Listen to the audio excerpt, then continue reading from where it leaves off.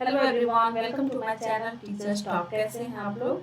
आशा करती हूँ कि आप लोग अच्छे होंगे। और आप लोगों के लिए एक बहुत बड़ी खुशखबरी आई है कि इस कैबिनेट में यानी कि 7/1/2025 की इस कैबिनेट में प्रखंड शिक्षा पदाधिकारी यानी कि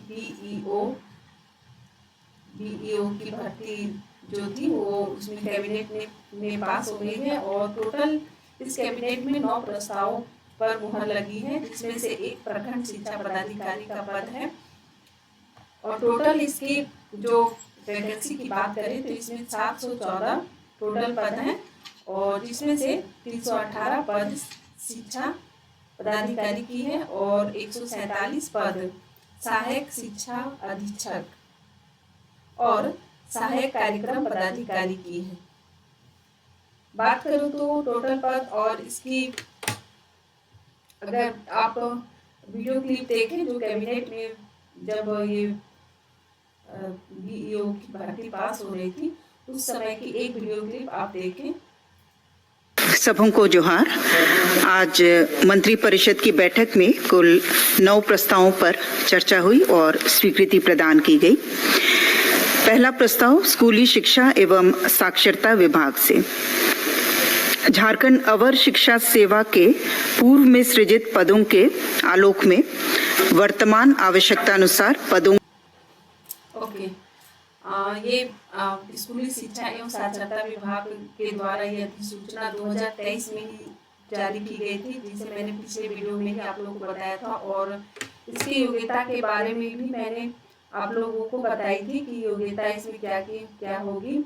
बीएड प्लस स्नातक प्लस बीएड, बीटेक, बीबीए, है ना, बीसीए, ये सब सभी देखो, बीटेक, बीबीए, बीसीए, है ना, एलएलबी यानी द्विस्तरीय बीएड यानी जिन्होंने 2 साल का बीएड किया हो 50% मार्क्स के साथ, तो ये सब इसकी योग्यता थी।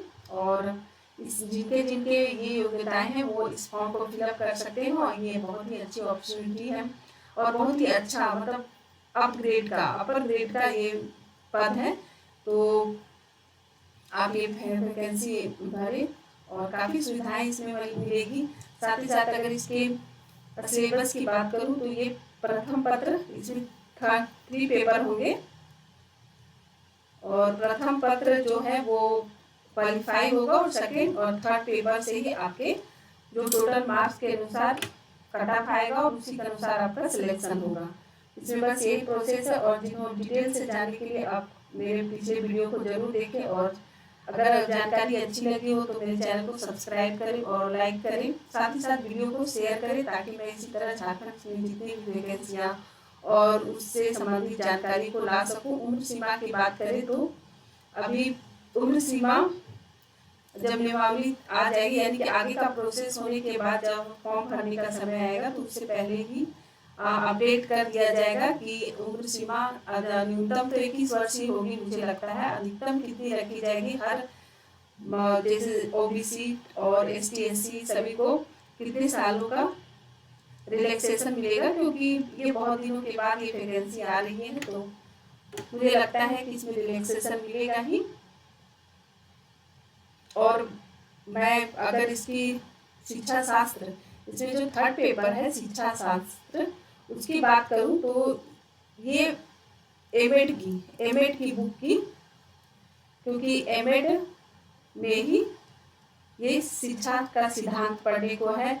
जैसे मैं अभी आपको एक बुक की रिव्यू दिखाती हूँ, वो आप उसमें सारे जो टॉपिक हैं उन्हीं से ही आपको प्रश्न पूछे जाएंगे, क्योंकि मैंने खुद 2019-20 की बैच की एमएड की हूँ, इसीलिए मुझे पता है कि इसमें किस किस टॉपिक को पढ़ना है। तो आप थोड़ी बुक की रिव्यू देखें।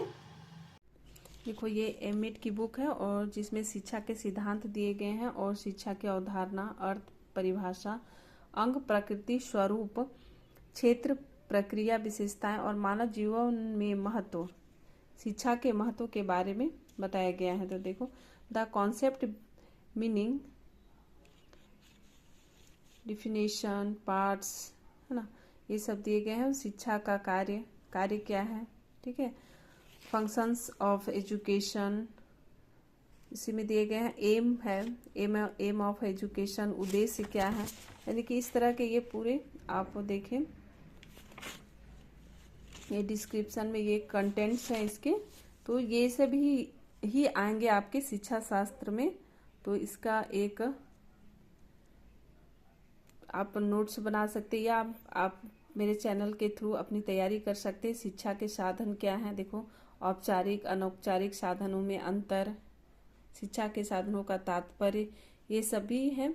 सक्रिय और औपचारिक साधन, पुस्तकालय का क्या महत्व है, सक्रिय और औपचारिक शिक्षा के साधन में ही देखो पुस्तकालय भी आते हैं, परिवार या घर शैक्षिक साधन के रूप, इस तरह के ये बुक है। शिक्षा के दार्शनिक आधार क्या है, ये सभी आपको इस बुक में मिलेंगे। ये एमएड की बुक है और काफ़ी अच्छी थी। जब मैं अपनी तैयारी कर रही थी एमएड की, तो मैंने इसी से ही एमएड क्वालिफाई किया है। तो ये बुक काफ़ी अच्छी है। तो आप मेरे चैनल को सब्सक्राइब करें और लाइक करें नेक्स्ट इस तरह के वीडियो के लिए। Thank you very much.